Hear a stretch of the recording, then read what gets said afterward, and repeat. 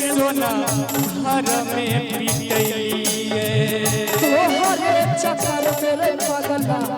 भैया से रोई रोई देहिया के अपन गलैलिए रोई रोई देहिया के अपन एकटा लड़की और एकटा लड़का बहुत प्रेम करे छे और वो लड़का ओई लड़की के वियोग में घुट घुट के जी रहल छे। तो लड़का के भाव हम दर्शा रहल छी सीता जी के माध्यम से। हेलो कि रोज रोज बुखार लागो कि याद तोर सातल कोगे जा के जा कि रोज रोज बुखार लागो कि याद तोर सातल कोगे जा कि दिलवा में घाव कि दिलवा में घाव भेलै डॉक्टर बतैल कइगे जा दिलवा में घाव भेलै डॉक्टर बतैल कइगे जा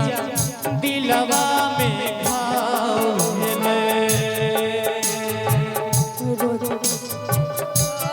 लागो रोज बुखार लागो याद तोर सातल कौरे जा रोज रोज बुखार लागो याद तोर सातल कौरे जा दिलवा में घाव दिलवा में घाव सातल कौरे जा दिलवा में घाव सातल कौरे जा दिलवा में घाव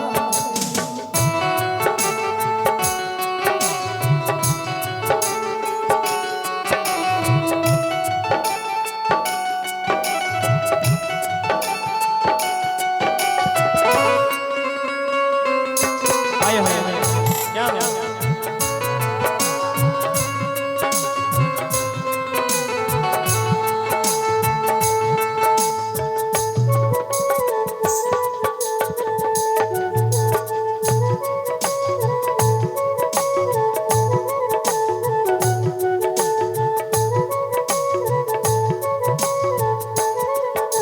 तोहरा चक्कर में के सोना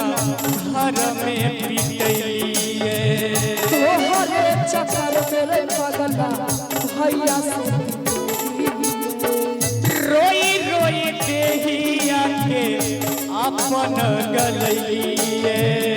रोई रोई देहिया के अपन तोरा चक्कर में हमर बाबू घर में सेहो पिटे है सिर्फ तोरा याद है तोहरा चक्कर में गे सोना घर में पिटैलिए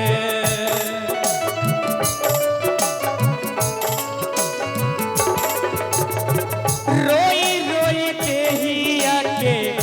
अपन गलैलिए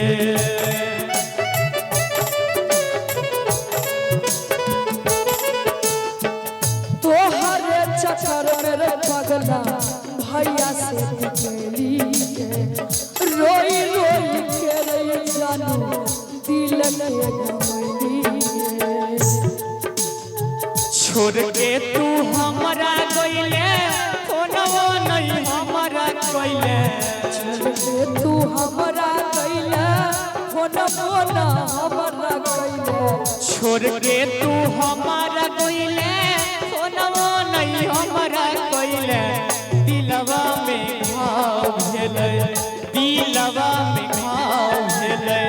डॉक्टर बतैल कइगे जा दिलवा में घाव भेलै डॉक्टर बतैल कइगे जा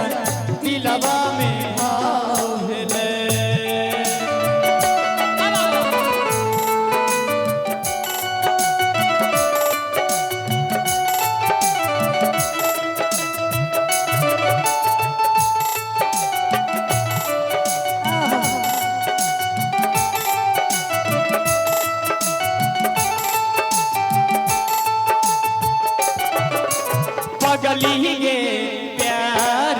गेलो पगला रे प्यार गिलो देखलियो जहिया से तोहरा सुरतिया दिल बेकरार होई गेलो पगला रे प्यार गिलो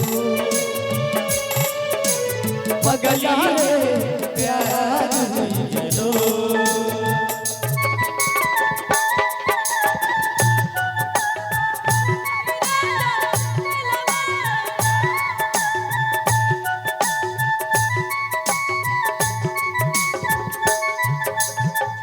दिलवा में खंजर हमारा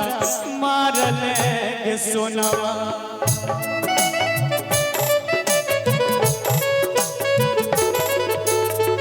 दिलवा में छुरिया हमारा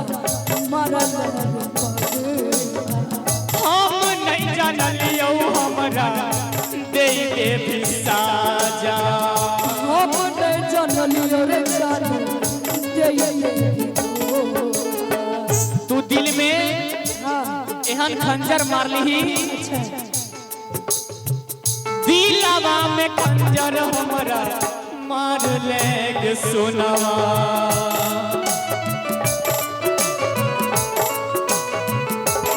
हम नहीं जानलियो हमरा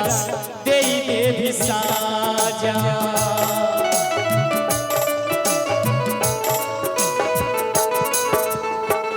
रोई रोई राजू कहो माया नहीं तोरा याबो कोई सीता कहो दया न तोरा याबो रोई रोई बबुआ कहो माया नहीं तोरा याबो रोई रोई सीता कहो माया न तोरा याबो दिलवा में घाव भेले दिलवा में घाव भेले डॉक्टर बातल कौगे जा दिलवा में घाव भेले डॉक्टर बातल कौगे जा दिलवा में घाव भेले डॉक्टर